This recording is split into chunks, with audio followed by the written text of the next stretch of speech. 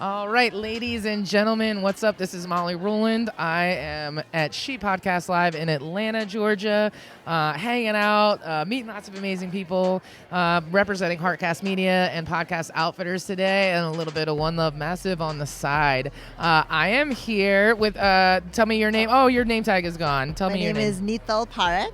Excellent. Yeah. Very nice to meet you. And I'm the host of the Impact Podcast by Innovate Social. Amazing. Yeah. That's amazing. So so one of my favorite podcasts is Impact Theory by Tom Bilyeu. I'm sure you're aware of that podcast. Yes. So tell me a little bit about your podcast. What's it all about? Yeah, so it's all about using business models to create social impact. So nice. Like social entrepreneurship. Right. And so it's a lot of interviews with different entrepreneurs, filmmakers, attorneys, different people who have found a way to use their work to create social impact. Nice. And we have about 150 episodes. Wow. Over the course of the last few years. That's amazing. Yeah, so it's been exciting. That's a lot of work. Yeah. So it's been fun. Yeah.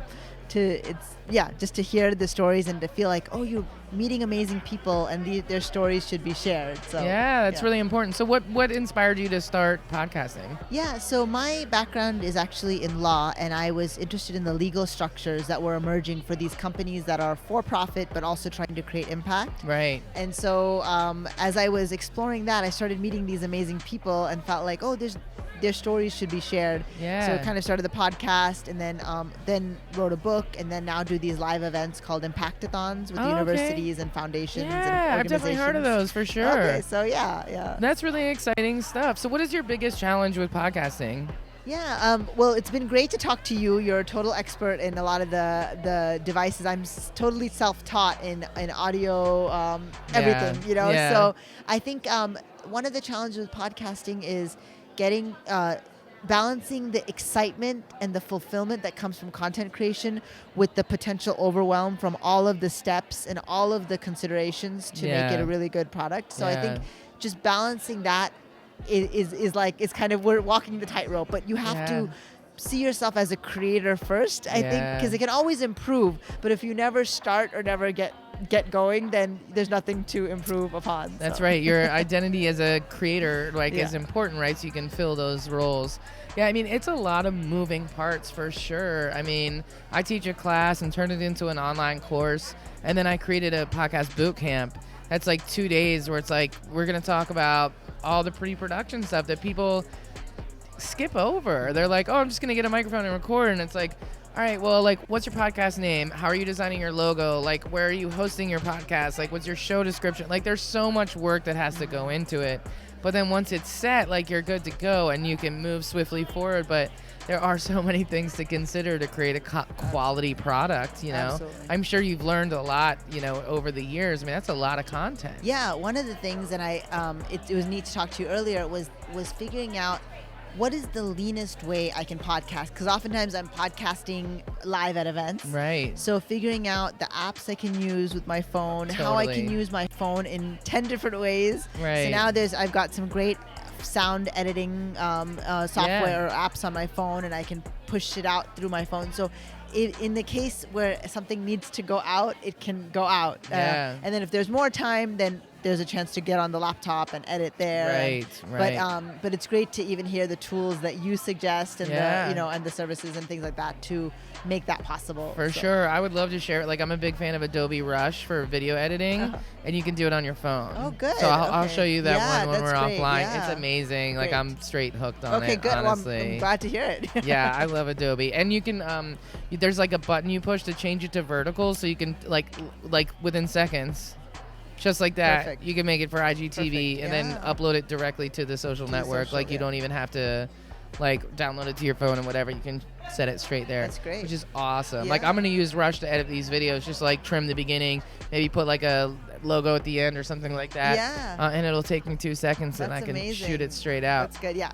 All of that. I think what's happened, because I started a lot of this maybe 4 or 5 years ago, but it's been neat to see a lot of the tech, because we were always using other tools to make podcasting work. Exactly. And now there's all of these podcast specialized tools, that are kind of meant for us, and I think that makes it more exciting to be in the field too. Totally. It's so cool. I mean, everything is advancing so quickly with all this equipment, and it's just a lot of fun. Yeah. I'm into it. I like tech. I was interviewing another woman. She said, I just like to change things all the time. So I love tech because it's always moving and doing different things, and it keeps it exciting for sure. I'm sure you've learned a lot being, self-reliant solo producer on the road.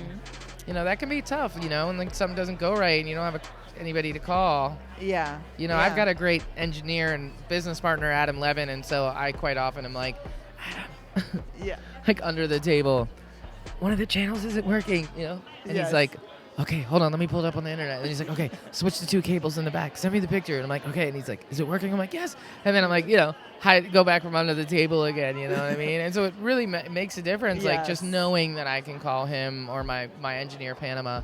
It makes such a huge difference in like just the comfort level for sure. Absolutely. Yeah, one of the nightmare situation happened for podcasting is, I have it all on my phone, and so I record in voice memos. I use and so I had this great interview with this great social impact leader, and then at the end, you're so excited about the interview, and there's just one question. They're like, do you want to save this or do you want to delete this recording? And in that rush, I deleted it, and it was just like, you've just had this amazing conversation, and I waited a day, and then I was like, we're gonna have to re-record that conversation, but that was like a very sad and very Yeah, it's tough. It happened to me here like a couple times. Like yesterday I was trying to do live streaming, and then it just kept cranking out, and so some of those interviews I don't even know what happened to them, unfortunately. I'm like, sorry ladies, but today I figured it out. I'm not live streaming anything. I'm just recording, and then I will post later. But for some reason it switched to live stream, so I had to redo one of the interviews earlier, and it was so good. But we just did it right away because sometimes it messes things up, like if you do too much table talk before the interview and you like use some gems, and then when you turn the recorder on you feel like you're repeating yourself, so you don't do it again, and then you really miss like the good I totally know stuff. What you mean. So sometimes you just got to keep it moving, man. Absolutely, So the live events, I'm curious about that. Like how is that going? I mean, live podcast events are like killing the industry in a good way right now. They're super popular, very successful. How have you transitioned? Like, was that a tough transition? Is that a good financial reward? Like, what's the... Well, so the live events are more to really help people see themselves as social entrepreneurs, so problem solvers that can use business to create solutions. And so some of that came about because a lot of these mediums, like the blog, the book, the podcast, people are engaging, but we're not in a room together. Right. And so these events were a way to bring that hackathon kind of experience where people are problem solving together into a live medium. And so that's kind of worked well with universities and foundations. We've done 14 of them across the U.S. over the last couple of years, and all the way from Orange County, New York City, Baton Rouge, Louisiana, and so I think that has been great because just like when you podcast with someone, you get to learn so much, and especially in here, when you go to a different city or a different university, you have the chance. It's a two-way exchange, 100%. Yeah. So I think that's also what I love about podcasting. And a few of them, I have done some live podcasting at those events. Right. But I think there could be more that could be done, like maybe a little podcast booth where people could go in and even share some of their thoughts whenever they felt like it. So I think there's probably some opportunity to integrate podcasting more into those events. Yeah, I mean, it's kind of like what I'm doing here, right? I was like, I just want an opportunity to connect with more women. I'm going to be in this booth all weekend. And so instead of standing behind a table, I'm like, I'm going to create a booth that's going to be open, that welcomes people in. And then this way I get to connect with women, because if not, it wouldn't be the same, you know what I mean? And even like a lot of like I've been talking to you about equipment, but then you're coming for the interview and I'm like learning so much more. No, and it's just like strengthening that relationship, like not even in regards to the sale, you know what I mean? Like we created Podcast Outfitters just because there's so much bad information and we don't want people spending money they shouldn't. But it's been really awesome to be able to like share this equipment and teach people how to use it and just empower more people to go out there and create good content. And this has been a huge part of it, just this like one-on-one interview. So innovative. I just love this, and even the kind of what you bring to it. I can tell. I can always tell when people love what they do, and I can definitely tell that you love all of this. Which is great. I do. I think listening is the revolution, and I like podcasting. It's interesting because it's kind of like the opposite of what you're saying, but the same. I like podcasting because people can't respond, and I think that people need to shut the hell up more. No offense if you're listening, but I think people need to learn how to listen more. And I think society is taking us away from that, just like from a socio-political standpoint to just an attention span. It is hard to read, you know? It is. Like, we have attention, like, burnout and attention residue, and, like, we're all overstimulated, and everything's coming at us faster and quicker and shorter, and it's hard to read. Like, it truly is. It's hard to listen to an audiobook, and so I've been making a point to listen to a book a week. I haven't necessarily gotten there, but I'm pretty damn close, and even just trying. Okay, so if I listen to a quarter book a week, that's still more books than I was reading a year ago at this time. And I found it so hard to listen. And I actively listen to stuff. I don't I passively listen to music, but I actively listen to books and podcasts. Yeah. And so if I find myself wandering off a little bit, like, I rewind the track and I go back until I recognize a part and I listen again to make sure I'm absorbing.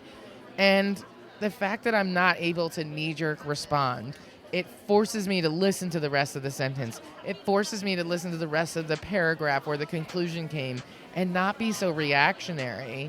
And I think that that's really important. You know, I wish more people just listened instead of just whipping back, right? We live in this society where it's like, you know what I think?